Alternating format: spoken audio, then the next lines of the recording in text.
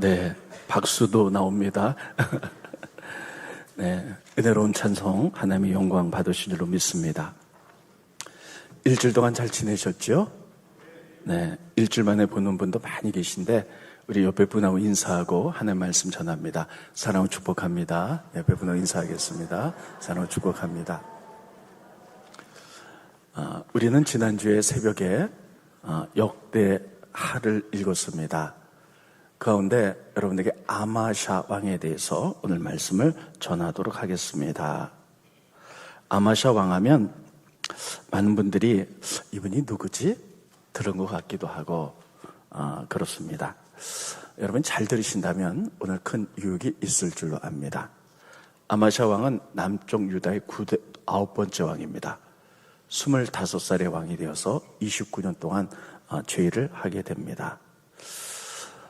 그런데 이 아마샤는 성경에 보면 전반적으로 악한 왕으로 기록이 됩니다. 그러나 그는 처음부터 악하지는 않았습니다. 처음에는 초기에는 굉장히 믿음 가운데 신실하게 살았어요. 그러나 후반기에는 우상을 섬기고 타락했기 때문에 악한 왕으로 평가가 됩니다. 성경을 잠깐 보겠습니다. 스크린 보시죠. 역대하 25장 2절에 보면 아마샤가 여호와께서 보시기에 정직하게 행했다. 이러면 얼마나 좋겠어요. 초반기엔 그랬다는 거예요. 하였으나 그러나 온전한 마음으로 행하진 아니하였더라. 후반기에는 우상 섬기고 타락의 생활을 했습니다. 오늘은 그 아마샤 왕 가운데 전체를 전할 수는 없고요. 그 초기에 얼마나 믿음으로 살았는가 하는 부분에 대해서 말씀을 증거하도록 하겠습니다. 첫째, 아마샤는 본 말씀을 자세히 들어보면 왕이 된 다음에 그는 하나님 말씀의 근거에서 산 것을 알 수가 있습니다. 여러분, 그의 아버지 요아스는 한번 따라했습니다. 요아스 아버지예요. 근데 말년에 자기 신복, 자기 밑에는 충성스러운 군인들에 의하여 살해를 당합니다. 그러니까 쿠데타가 일어난 거죠. 그리고 아버지가 죽고 아마샤가 왕이 되었어요. 그러니까 여러분, 한나라의 왕이 죽었을 때 여러분 나라가 얼마나 혼란스럽습니까? 근데 아마샤가 왕이 되자마자 나라를 먼저 튼튼하게 했다. 그래서 나라가 혼란스럽지 않도록 잘 나라를 튼튼하게 합니다. 그래서 성경에 보면 첫째 나라를 튼튼하게 했고 두 번째 나라가 튼튼해지자 아버지의 원수를 갚았다. 성경에 그렇게 기록하고 있습니다. 스크린 보시죠. 역대하 25장 3절에 보면 그의 나라가 굳게 섬에 나라가 혼란스러웠을 때 첫 번째 했던 위정자는 나라를 굳게 섬에 그의 부하를 죽인 신하들을 원수를 갚았다. 이렇게 쓰고 있습니다. 근데 여러분, 원수를 갚았는데 이 원수들이 누구냐? 성경에 보면 두 사람이에요. 스크린 또 보시죠. 11개에 보면요, 자세히 기록하고 있습니다. 요아스의 신복들이, 요아스 왕, 신복이라는 것은 아주 중요한 그의 부하들이죠. 일어나 반역했다는 거예요. 신라로 내려가는 길가에 밀로 궁에서 그를 죽였는데 그를 쳐서 죽인 신복은 시므아스의 아들 요사갈과, 이름은 잘 모르셔도 됩니다. 요사갈과, 그리고 소멜의 아들 여호사바드, 이 두 사람이었었어요. 그래서 이들이 요아스를 죽이고 나라가 혼란했을 때 아마샤가 그를 대신 왕이 됐다. 이렇게 쓰고 있습니다. 자, 저 보세요. 절대 권력을 가진 왕을 죽였어요. 그랬을 때 아마 그들에게는 세상 규례에 의하면 3대를 멸했을 겁니다. 우리나라도 조선시대 때 반역이 일어나거나 왕을 죽이거나 그러면요 3족을 다 멸하죠. 3대를 멸하죠. 아마 아마샤도 왕이 된 다음에 나라를 든든하게 한 다음에 그의 아버지 원수를 갚는데 아마 요사갈과 여호사바도 이 사람의 3대를 다 가문을 멸할 수도 있어요. 근데 그렇게 하지 않았다는 거예요. 성경에 보면 아마샤 왕이 이렇게 쓰고 있습니다. 많이 분노가 일어났지만 분노를 내려앉히고, 그리고 원수 갚는 것에 대해서 하나님 뭐라고 말씀하셨는가? 말씀을 근거로 해서 원수를 갚습니다. 신명기에 보면 이렇게 말하고 있습니다. 스크린 보시죠. 신명기 24장 16절에 보면 아버지는 그 자식들로 말미암아 죽임을 당하지 않을 것이요, 자식들은 그 아버지로 말미암아 죽임을 당하지 않을 것이니 각 사람은 자기 죄로 말미암아 죽임을 당할 것이라. 그게 뭐냐면 아버지가 잘못했다 그래서 연좌제로 자녀까지 죽이지 말아라. 자녀가 잘못했다 그래서 연좌제로 묶어서 아버지까지 죽이지 말고 그 사람이 잘못했던 그 사람만 죽여라. 신명기 하나님이 그렇게 말씀하셨어요. 그래서 아마샤는 왕이 된 뒤에 아버지를 죽인 반역을 일으킨 두 사람을 죽이는데 아마 대단히 분노했을 거예요. 자기 아버지를 죽였기 때문에. 그러나 그 분노한 감정을 다 절제하고요. 하나님 말씀에 뭐라고 기록되어 있나? 말씀을 기억하면서 이렇게 두 사람만 죽였다. 성경이 그렇게 기록하고 있습니다. 그 부분을 오늘 본 말씀인데 이렇게 기록합니다. 스크린 보시죠. 역대하 25장 4절을 보면 그들의 자녀들은 죽이지 아니하였으니 이는 모세 율법책에 기록된 도랍니다. 그러니까 신명기 말씀을 기억하고 말씀대로 했죠.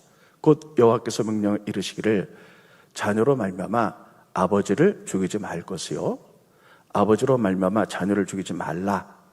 오직 각 사람은 자기 죄로 말미암아 죽을 것이라 하셨더라. 여러분, 그래서 자기 아버지가 절대 권력을 가진 왕인데 신복들에 의하여 여러분 죽임을 당했을 때 대단히 분노했을 거예요. 그러나 감정대로 처리하지 않았다. 그리고 하나님 말씀에 기록된 대로 신명기 말씀대로 두 사람만 죽이고 자녀들은 죽이지 않았더라. 성경이 그렇게 기록하고 있습니다. 여기서 우리는 중요한 것을 발견해 봅니다. 믿음은 무엇인가 하는 거예요. 따르겠습니다. 믿음은 말씀대로 사는 것이다. 여러분이라면 어떻게 하셨겠습니까? 여러분들이라면 만약에 여러분이 절대 권력을 가진 왕이라면 나의 아버지를 신복들이 죽였다. 그렇다면 여러분은 어떻게 하시겠습니까? 아마 대부분 고대 왕들이나 우리나라도 조선시대 때 똑같았지요. 막 일어나서 3대를 다 멸했지만 그렇게 하지 않고 말씀에 뭐라고 기록하고 있는가? 기록하고 말씀대로 원수도 갚았다. 이렇게 쓰고 있어요. 그래서 어려운 상황이 올 때도 말씀대로 산 사람을 우리는 믿음의 사람이다. 이렇게 기록합니다. 대표적인 사람이 다윗입니다. 다윗 왕 보세요. 사울 왕이 그를 죽이려고 하죠. 정권을 빼앗길까 봐. 그래서 하도 죽이려고 하니까 다윗은 그날에 살 수 없어서 유나로 망명을 가기도 합니다. 그런데 이 다장이 사울을 죽일 기회가 2번이 생겼습니다. 그때 주변에 다윗의 부하들이 왕이여 죽이십시오. 다윗이여 죽이십시오. 이것은 정당방위입니다. 사울이 당신을 죽이려 하니 이 상황 속에서 그를 죽여도 정당방위고 왕이 될 수 있습니다. 이렇게 권면하죠.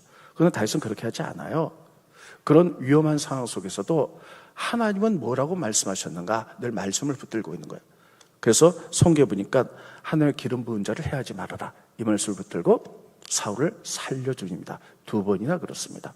우리는 이 부분을 보면서 위대한 사람들은 말씀대로 살았구나 하는 것을 알 수가 있습니다. 지난 일주일 동안에 요즘은 상황이 참 어려운 세상이라서 우리를 분노케 할 일, 힘들게 할 일, 또 원수 같은 사람들도 있습니다. 그들이 우리를 자극했을 때 우리는 어떻게 반응했나? 믿음으로 반응했나? 내 감정으로 반응했나?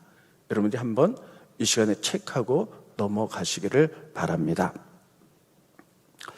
여러분, 특별히 아까도 말씀드렸지만 믿음은 무엇이냐?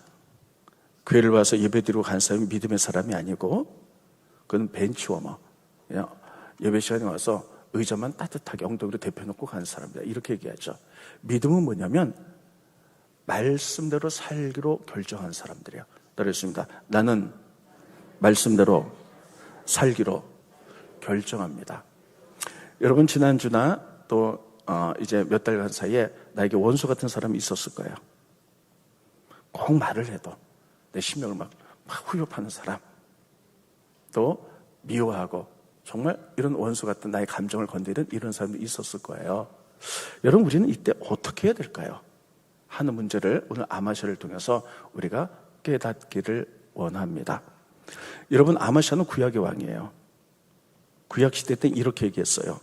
눈에는 눈, 이에는 이. 그래서 어떤 사람이 내 눈을 뺐다. 그럼 공평하게 상대편의 눈도 빼는 거예요. 어떤 사람이 나를 쳐서 이빨을 빼뜨렸다. 그럼 나도 쳐서 그 사람 이빨을 빼뜨리는 거죠. 구약에는 그랬지만 여러분, 그런 구약의 율법의 완성이 예수님입니다. 따르겠습니다. 예수님.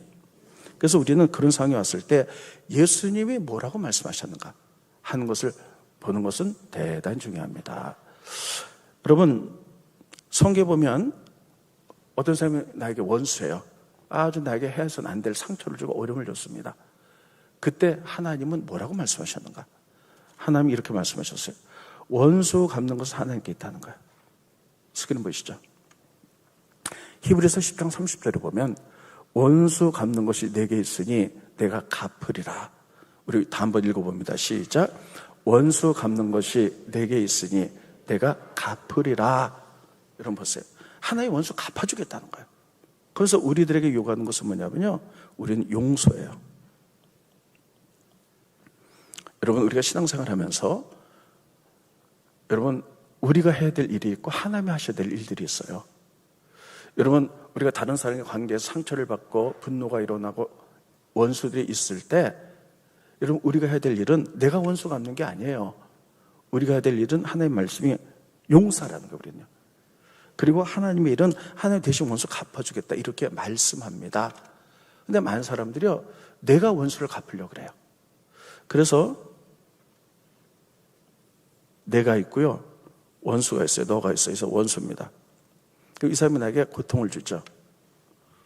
근데 하나님 믿으면서도요, 말씀대로 안 하고 자기 분노와 감정대로, 나도 그 사람에게 해코지요. 그럼 그 사람도 나한테, 또 나도 그에게. 그래서 점점 감정이 악화되고, 이거는 주님 오실 때까지 해결이 안 돼요. 그런데 성경은 우리들에게 뭐라고 말하고 있냐면요, 하나님의 일이 있고 우리의 일이 있다는 거예요. 우리는 우리 일만 하면 됩니다. 하나님은 하나님의 일을 하실 거예요. 우리는 원수를 용서하고, 따라서 원수를 용서하자. 그리고 하나님의 일은 하나님의 원수를 갚아주시겠다는 거예요. 그러면 하나님이 원수를 갚아주시는데 어떻게 갚아주시냐? 두 가지예요. 첫 번째는 하나님 스스로 그 원수를 갚으세요. 그래서 원수가 고통 가운데 빠지든지 어려움을 당해서 회개하게 만들든지 그렇게 갚아주십니다. 두 번째는 우리가 믿는 하나님은 따라서 공의의 하나님, 다시 정의의 하나님, 우리는 그 하나님을 믿어요. 그래서 여러분, 이 땅에 하나님 질서 있게 이 땅을 칠해 나가기 위해서 이 땅에 하나님 말씀을 기본으로 해서 모든 나라보다 법을 만들었어요. 여러분, 우리가 뭐 악하게 여긴 다른 나라, 모든 나라를 할지라도 다 모든 법들은, 그 나라의 법은 공의와 정의를 행해요. 그래서 법에 맡기는 거예요. 그래서 법에서 치료하는 자들이 공평과 정의로 치료해서 그 사람이 잘못했으면 거기서 잘못을 회개할 때가 징계를 한다든지 하나님 그렇게 하세요. 이게 성경의 원칙입니다. 그렇기 때문에 어떤 사람이 우리를 원수지게 만들었다. 그러면 원수는 하나님 갚도록, 그 하나님이 하시는 원수 갚는 것은 하나님 직접 하시든지, 아니면 법이라는 것을 통해 정의와 공의의 법을 통해서 하나님이 치료하도록 이렇게 하는 거고요. 우리의 역할은 바로 용서하는 거예요. 근데 문제는 이렇게 나갔는데도 불구하고 이 땅에서 법적으로 처리할 때 유전무죄를 만드는 것.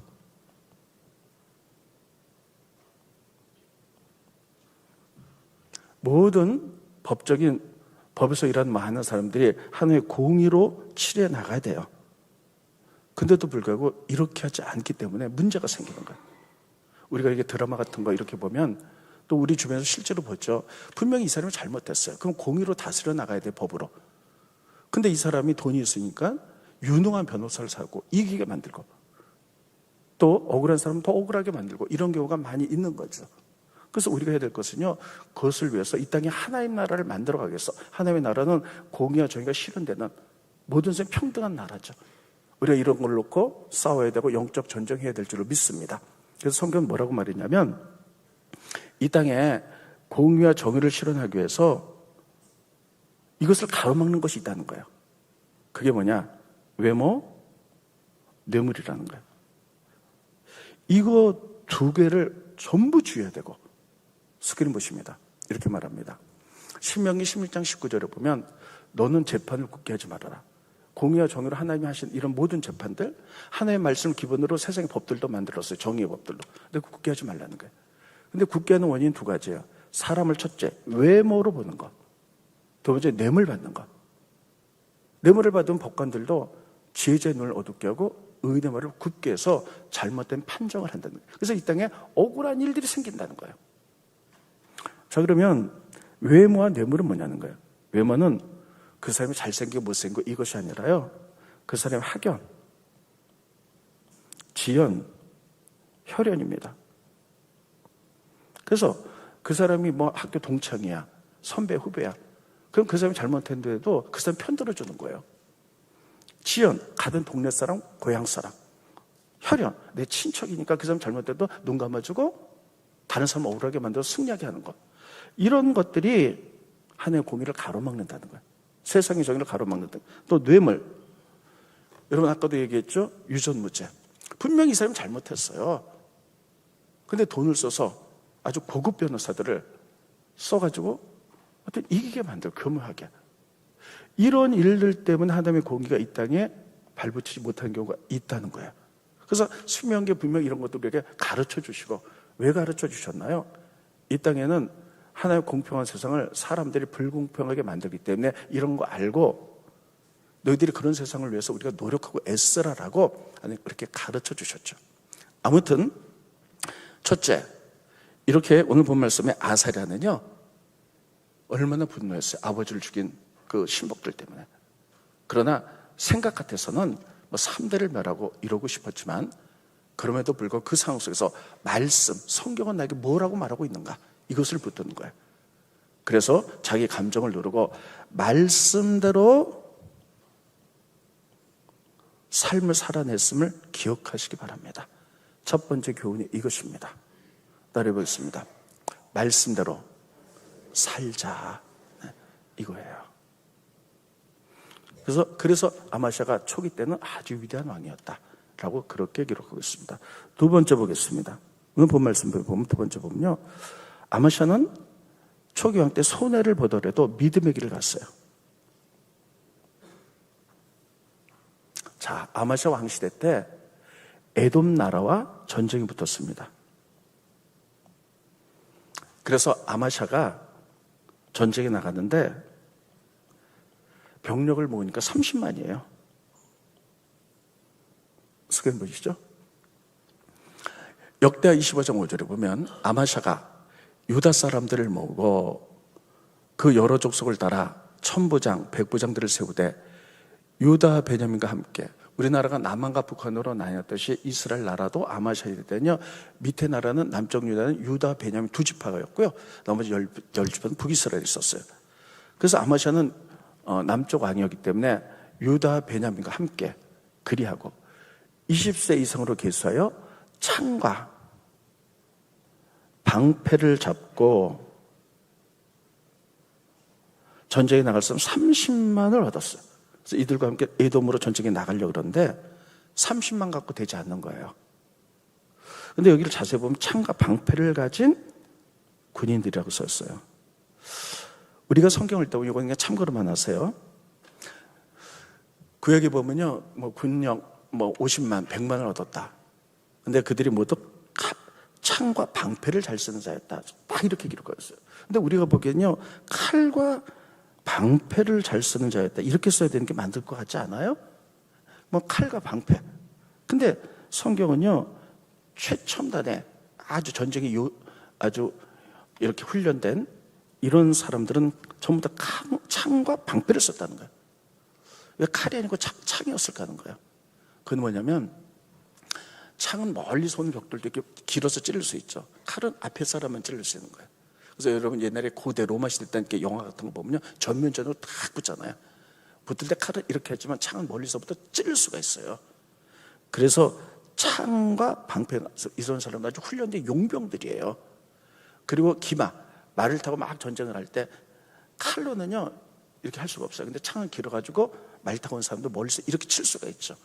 그래서 전쟁은, 성경을 보면 칼과 방패가 아니라 아주 훈련된 이런 용사들은 창과 방패를 쓰는 자였다. 성경이 그렇게 기록하고 있어요. 참고로만. 아무튼 그래서 30만 갖고는 안 되는 거예요, 에돔과.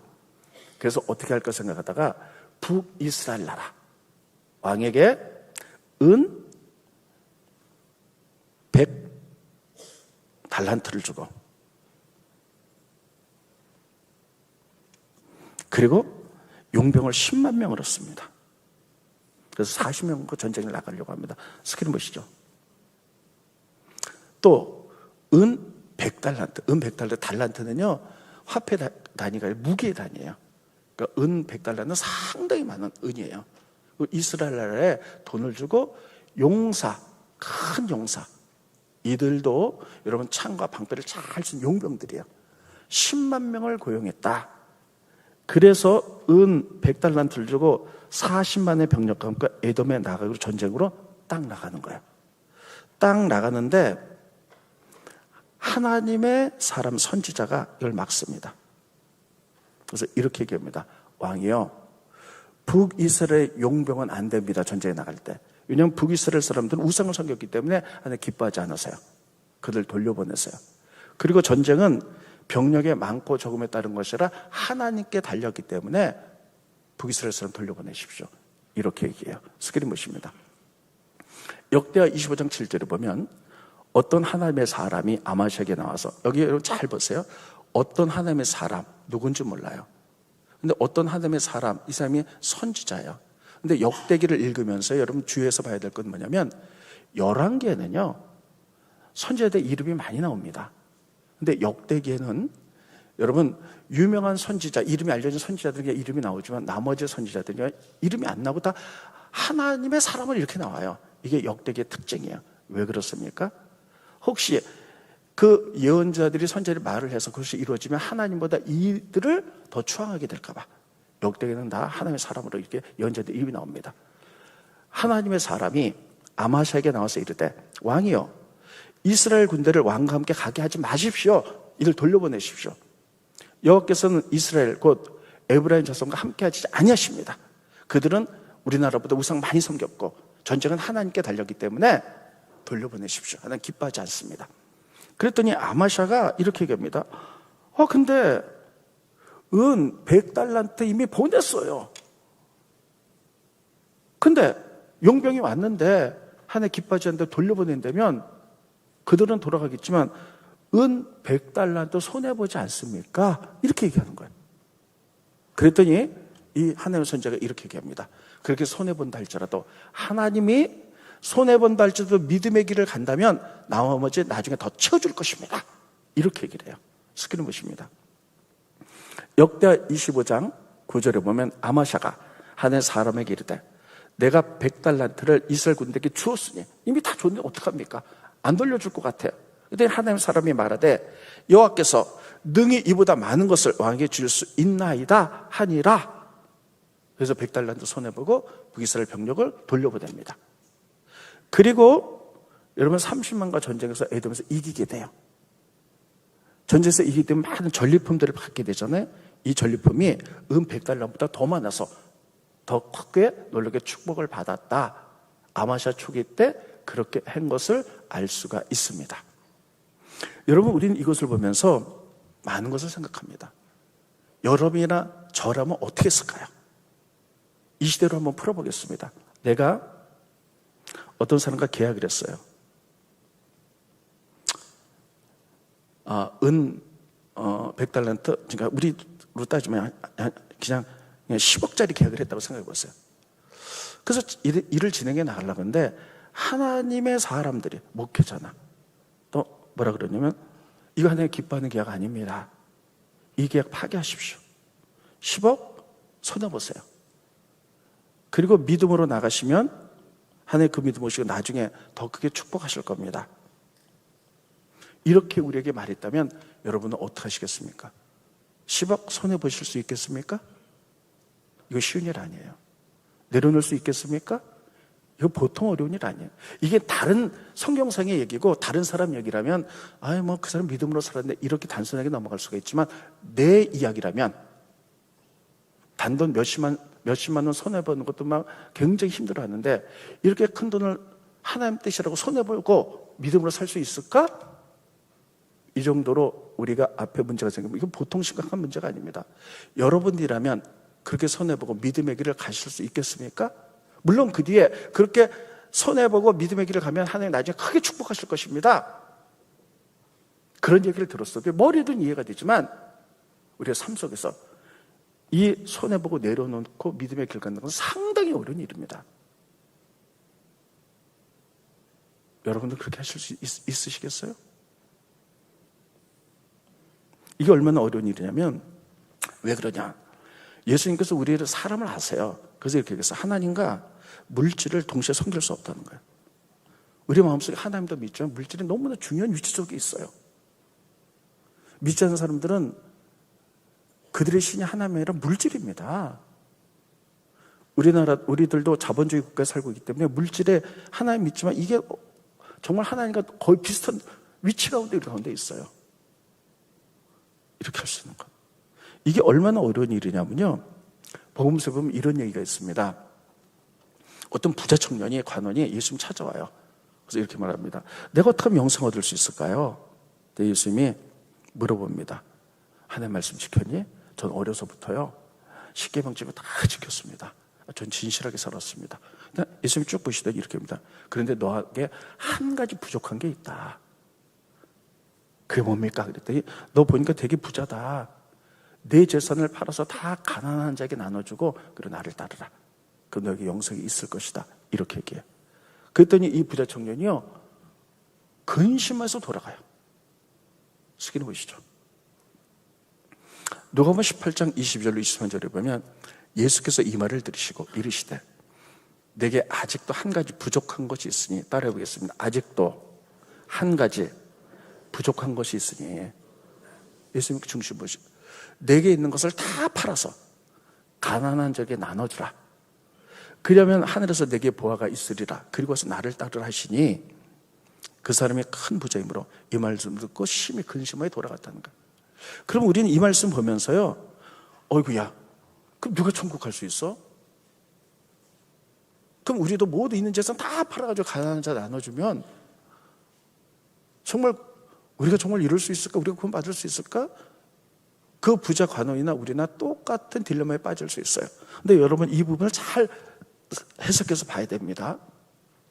여기서 너에게 한 가지 부족한 거 재물이 있는데 이 재물을 원어를 보면 끝대마라고 쓰고 있어요. 따라서 끝대마. 끝대마의 뜻은 뭐냐면요. 이거 잘 들으셔야 돼요. 끝대마의 뜻은 뭐냐면 불의한 재물을 얻은 거예요. 이거를 끝대마라고 그러니까. 예를 들면 이겁니다. 이스라엘 민족이 가나안 땅에 들어가서 하나님 12지파에게 제비를 뽑아서 모든 사람에게 다 땅을 줬어요. 그래서 모든 사람이 다 잘 살도록 공평하게 잘 살도록 누구에게 더 많이 주지 않고 다 똑같이 줬어요.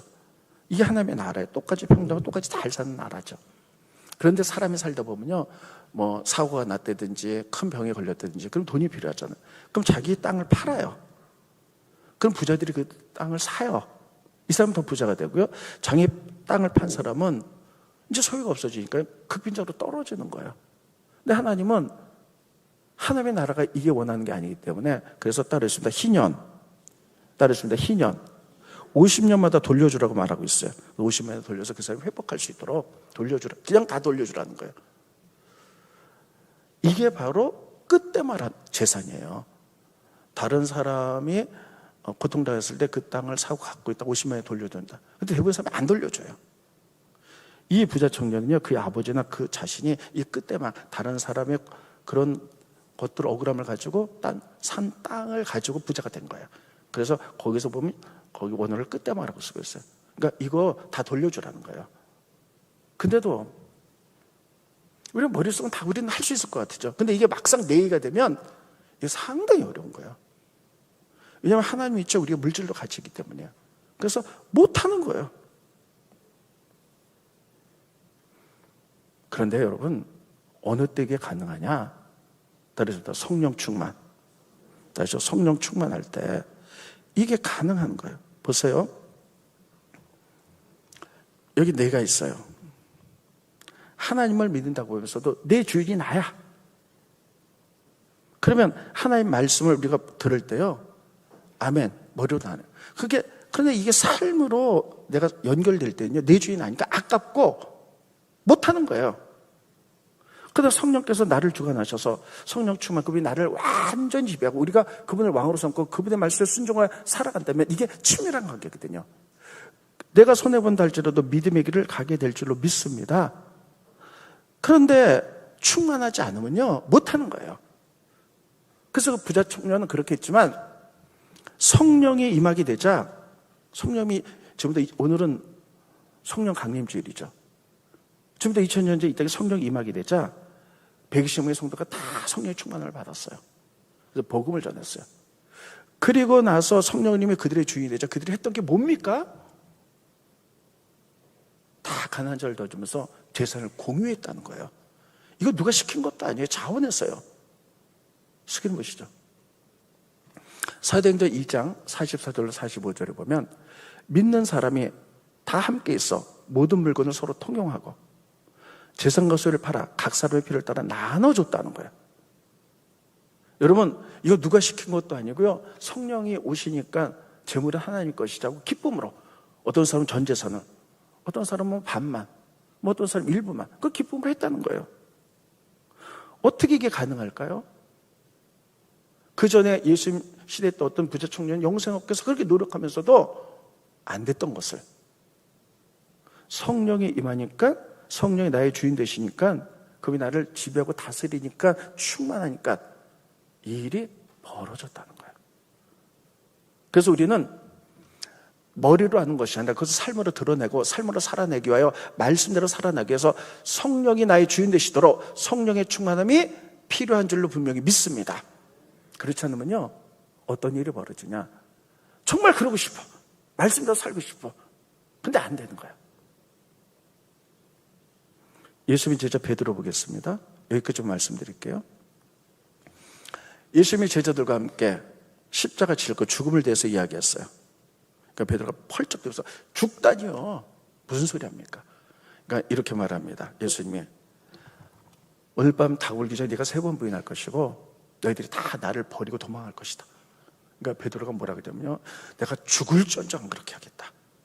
그때 다른 제자들 다 그렇게 얘기했어요. 스키는 것입니다. 마태복음 26장 35절을 보면 베드로가 이르되 내가 함께 주와 함께 죽을지언정 주를 부인하지 않겠나이다 하고 모든 제자들 다 똑같이 그랬어요. 이건 그들의 진심이었을 거예요. 정말 주님 앞에서 정말 그랬을 거예요, 진심으로. 그런데 막상 예수님이 체포되고 십자가 달려 돌아지니까 다 도망갔어요. 마음은 있지만 삶으로 연결될 수가 없는 거예요. 이게 인간이기 때문에 그렇습니다. 하나님을 믿어도 내 주인이 아직 나이기 때문에 그렇습니다. 그러나 그런 제자들에게 예수님께서 부활하시는데 승천하셔서 성령 받아라. 오늘은 성령 강림주일이죠. 성령이 그들 가운데 임하게 되니까요, 그들이 다 한대해졌어요. 그래서 그들을 핍박하고 죽이는 모든 돌론이 그들에게 담대하게 복음을 전했고 교회를 만들었고, 그러다가 그들은 죽을까 봐 다 도망갔던 그들이 성령이 임하게 되니까 복음을 전가다 다 순교를 하게 됩니다. 요한만 빼놓고 나머지 사람들이 무엇이 그들을 그렇게 만들었냐 하는 거예요. 따르겠습니다. 성령의 충만함, 성령의 기름 부으심, 그것입니다. 우리는 머리로 하는 신앙이 아니라 삶으로 살아내는 신앙이 되기 위해서는 어떠한 상황이 왔을 때 흔들리지 않고 오직 말씀을 선택해서 내가 손해본다 할지라도 그 길을 갈 수 있는 길은 성령님이 나를 주관하셔서 내 삶의 주인이 될 때 가능한 줄로 믿습니다. 우리는 이것으로 부름받았어요. 이 땅은 점점 주임의식에 가까워져서 점점 악해지고 있어요. 그러면 이 악해진 세상에 누가 영적 전쟁하며 누가 하나님을 세울 것인가? 하나님 교회, 여러분과 저에게 희망을 걸고 있어요. 여러분과 저는 그래서 하나님의 소망이고 하나님의 비전이며 하나님의 꿈입니다. 그래서 코로나 3년 동안에 우리의 민낯이 다 드러났어요. 우리가 강한 것 같으나 다 연약하고 기도줄 놓치고. 그래서 주님께서는 이 시대 마지막 우리 보고 성령의 기름 부으심 받아라, 충만해라, 일어나라, 기도해라. 마지막 때에 너를 통해서 이 땅에 하나님을 세우길 원한다 말씀하시면서 우리에게 성령으로 다시 기름 채워지도록 요구한 줄 믿으시기 바랍니다. 그래서 제가 여러분들에게 기도하라고 그렇게 부탁을 합니다. 심지어는 부탁하다가 사정하다가 협박했다가 이렇게 하는 거예요. 따르겠습니다. 금요철야 되죠? 금요철야 오시겠습니까? 제가 우리 교회 기준을 낮췄잖아요. 제일 중요한 거 3가지만이라도 꼭 해보자. 주일날. 그래서 예배 드리면서 주일날은 말씀만 나갔잖아요. 금요 철야, 기도, 성령 충만. 기도하지 않고 어떻게 세상을 이길 수가 있겠고요. 기도하지 않고 어떻게 하나님을 만들어갈 수가 있겠어요. 그리고 11조 3가지. 여러분의 이 땅의 삶과 교회 또 하나님 나라를 위하여 이 3가지 꼭 지키라. 그래서 금요 철야, 금요 철야, 금요 철야. 그렇게 얘기해도요. 또 예전보다 많이 오십니다. 그래 또 많은 사람이 목사님 그냥 하는 얘기야. 한 귀로 또 한 귀를 흘리죠. 여러분들이 금요철 다 올 때까지, 금요일 아침만 되면 금요철야, 금요철야, 목사님 말하는 게 막 머리가 뱅뱅 돌 때까지 제가 얘기할 거예요. 금요철에 오세요. 막 때로는 협박하고 때로는 막 다. 그래도 네, 여기까지 할게요. 아무튼 이것을 통해서 아마샤 초기 때 대단한 게 후기 때 말씀드리지 않았는데 어떻게 사람이 변하냐고요. 아마샤가 이렇게 위대한 왕이 변하더라고요. 여러분, 우리도 그럴 수 있어요. 오늘의 내 믿음이 내일 우리를 지켜주지 않습니다. 매일 성령 충만하기를. 그래서 하나님 나라를 위해서 여러분들이 기도함으로 계속 사용될 수 있기를 예수님의 이름으로 축원드리겠습니다. 기도하겠습니다. 고마우신 주님, 은혜를 감사함을 드립니다. 오늘 아마샤에 대해서 말씀을 증거했습니다. 그는 아버지의 복수를 하는데도 자기의 감정을 내려놓고 이 부분에 성경은 뭐라고 말했는가 기억하면서 성경도를 행했습니다. 또 손해를 본다 할지라도 믿음의 길로 간 것을 알 수가 있습니다. 하나님, 우리들도 아마샤 같은 귀한 믿음을 우리가 이어갈 수 있도록 도와주시옵소서. 그러기 위해서 머리도 날지만 우리가 행하지 못하고 흔들리고 갈등하는 우리의 모습을 봅니다. 하나님, 우리의 주인 되셔서 성령님이 우리에게 다시 한번 기름 부어주시옵시고 우리가 일어나 빛을 발하며 하나님을 세워가는 우리들이 되어갈 수 있도록 축복하여 주시옵소서. 그러기 위해서 기도하기 원합니다. 그러면서 기도하면서 성령의 기름 부으심 받기 원합니다. 주님, 우리가 여기 있사오니 우리를 사용하여 주시옵소서. 예수님의 이름으로 기도하옵나이다. 아멘.